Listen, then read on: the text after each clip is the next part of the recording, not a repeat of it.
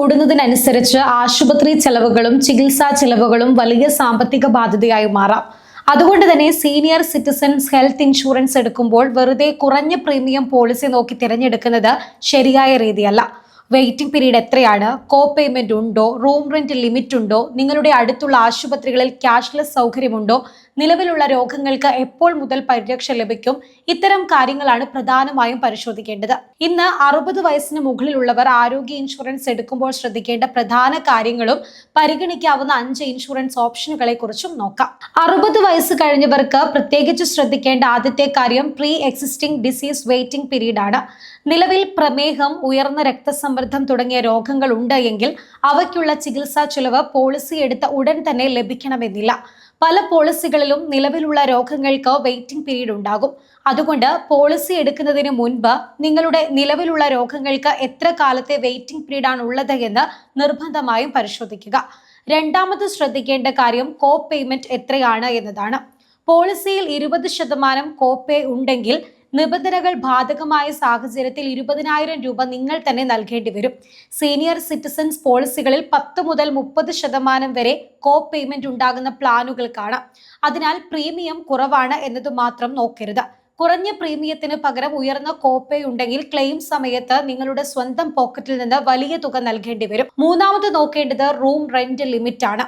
ചില പോളിസികളിൽ ആശുപത്രി മുറിയുടെ വാടകയ്ക്ക് ഒരു ദിവസത്തെ പരിധി നിശ്ചയിച്ചിട്ടുണ്ടാകും. ചില സാഹചര്യങ്ങളിൽ മറ്റ് ആശുപത്രി ചിലവുകളും പ്രൊപ്പോർഷനേറ്റ് ഡിഡക്ഷൻ പോലുള്ള വ്യവസ്ഥകളും ബാധകമായേക്കാം. അതുകൊണ്ട് സാധ്യമെങ്കിൽ റൂം റെന്റ് ക്യാപ്പിംഗ് ഇല്ലാത്ത അല്ലെങ്കിൽ കൂടുതൽ സൗകര്യമുള്ള പ്ലാനുകൾ പരിഗണിക്കുന്നത് നല്ലതാണ്. നാലാമതായി നോക്കേണ്ടത് ക്യാഷ്ലെസ് ആശുപത്രികളുടെ പട്ടിക പരിശോധിക്കുക എന്നതാണ്.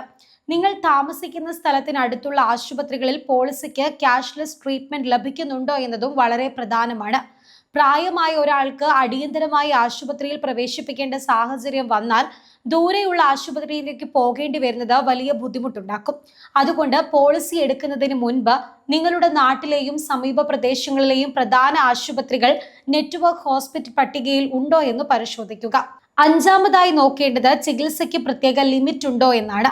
തിമിര ശസ്ത്രക്രിയ, ജോയിന്റ് റീപ്ലേസ്മെന്റ് പോലുള്ള ചില ചികിത്സകൾക്ക് പ്രത്യേക സബ് ലിമിറ്റ് ഉണ്ടോ എന്നും പരിശോധിക്കണം.